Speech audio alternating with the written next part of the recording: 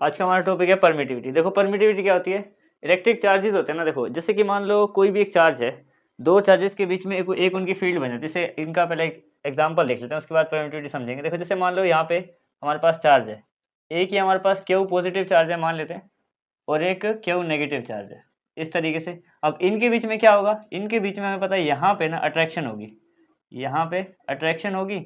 या फिर अगर इसी के साथ अगर दूसरा एग्जांपल लें हम लोग, दोनों सेम चार्ज कर लेते हैं, पॉजिटिव पॉजिटिव, ठीक है। तो यहाँ पे क्या होगी, यहाँ पे रिपल्जन होगी। अब इन दोनों ही कंडीशन में ना फील्ड तो दोनों की साइड ही बनेगी। इलेक्ट्रिक फील्ड तो यहाँ पे भी है, यहाँ पे भी है, चाहे एक साइड अट्रैक्शन हो रही है एक साइड रिपल्शन हो रही है। इसमें क्या हो रहा है, देखो यहाँ पे कुछ फील्ड इस तरीके से बनेगी, और यहाँ पे क्या है, ये दोनों एक दूसरे को अपोज कर रहे हैं ना, बिल्कुल, तो इस तरीके से।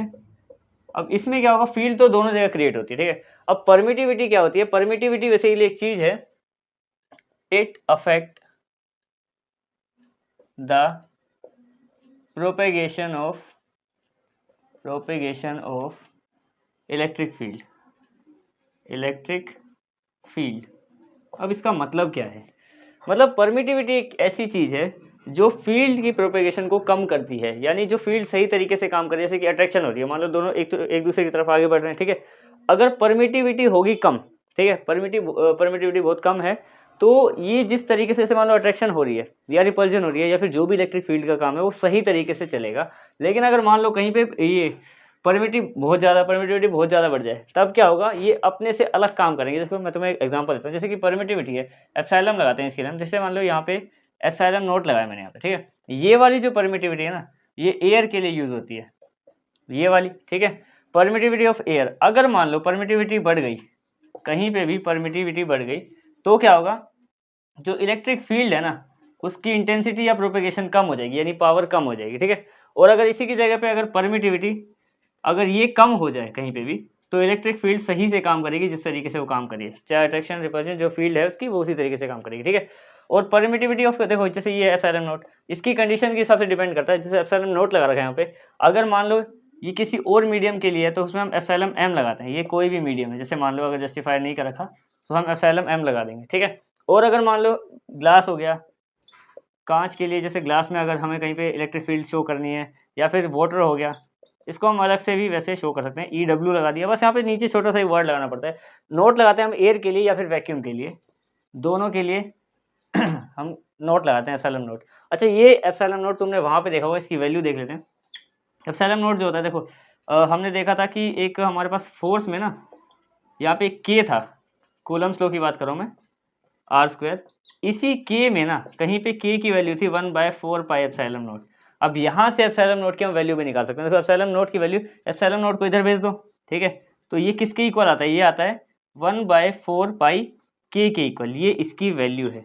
अगर हमें सिर्फ वैल्यू बतानी है तो ये है, और अगर न्यूमेरिक वे में इसकी हमें वैल्यू यूज़ करनी है एप्सिलॉन नोट की, तो उसकी वैल्यू होती है 8.85 × 10⁻⁻12 कूलम स्क्वायर और अपॉन में न्यूटन मीटर स्क्वायर, इस तरीके से होती है, ठीक है। इसकी वैल्यू डिपेंड करती है जहाँ पे इलेक्ट्रिक नहीं, जहाँ पे परमिटिविटी बढ़ेगी, डिपेंड करता है। ये एप्सिलॉन नोट लगा रहे हैं, मीडियम लगा रहे हैं, परमिटिविटी का काम एक ही है। जहाँ पे जैसे परमिटिविटी ऑफ ग्लास है, अगर ग्लास के अंदर परमिटिविटी ज़्यादा है तो उसी ग्लास में इलेक्ट्रिक फील्ड खुद ही कम होगी, इंटेंसिटी उसकी कम हो जाएगी, प्रोपेगेशन कम होगी, मतलब वर्क करना उसका एक तरीके से कम हो जाएगा, ठीक है। तो ये तो हो गई परमिटिविटी। अब हम देखते हैं कि रिलेटिव परमिटिविटी क्या है, कि रिलेटिव परमिटिविटी क्या होती है। देखो रिलेटिव परमिटिविटी में सिंपल सी टॉपिक है। देखो परमिटिविटी है ना, उससे एक नॉर्मल सा रेशियो है ये, relative permittivity.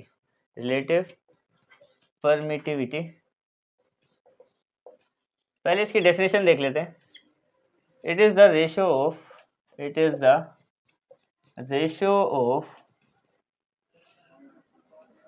Permittivity of object with respect, object की जगह मीडियम लिखते हैं, कोई और मीडियम, ऑब्जेक्ट नहीं मीडियम रख लेते हैं क्योंकि वो मीडियम ही होगा, ठीक है।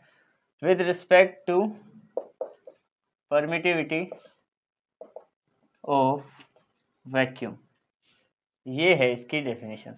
और बड़ा सिंपल है, याद करने चाहो तो तुम इसको याद भी कर सकते हो, ठीक है। इसका फॉर्मूला क्या बनेगा, जैसे कि परमिटिविटी के लिए हम E लगाते हैं, ये हमारी रिलेटिव परमिटिविटी है, इसके लिए हम ER लगा रहे हैं, ठीक है। किसी की भी रिलेटिव परमिटिविटी निकालनी है तो ई आर लिख दिया हमने यहाँ पे, मान लेते हैं, ठीक है। और अब इसमें क्या करेंगे, इसमें क्या बोल रखा है, ratio of the permittivity of medium, जो भी मीडियम है ई बाय एम, रेशियो के लिए अपॉन में क्या, परमिटिविटी ऑफ वैक्यूम, वैक्यूम के लिए हम एप्सिलॉन नॉट लगाते हैं, ठीक है। ये बन गया इसका फॉर्मूला, बहुत सिंपल है। अगर मान लो किसी का भी तुम्हें रिलेटिव परमिटिविटी निकालनी है तो उसकी जो जिस भी मीडियम में है उसमें, और वो जब वैक्यूम में होगा तब दोनों की परमिटिविटी को अगर हम रेशो में या फिर इस तरीके से देखते हैं फ्रैक्शन में, तो वो उसका रिलेटिव परमिटिविटी निकल जाती है, ठीक है। That's it.